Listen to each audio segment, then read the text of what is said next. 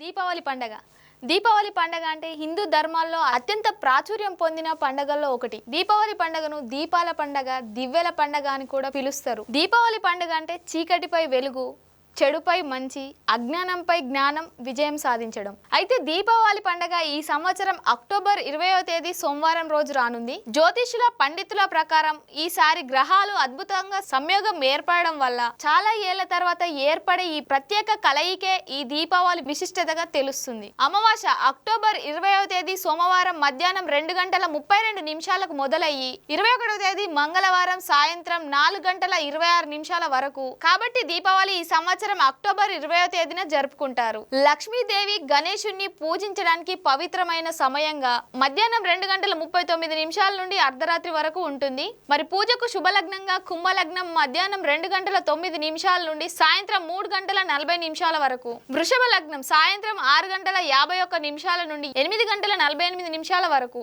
సింహ లగ్నం రాత్రి 1:19 నుండి ఉదయం 3:33 వరకు. ఈ అంశం కనుక మీకు నచ్చినట్లయితే లైక్ చేసి మా ఛానల్ ని సబ్స్క్రైబ్ చేయండి.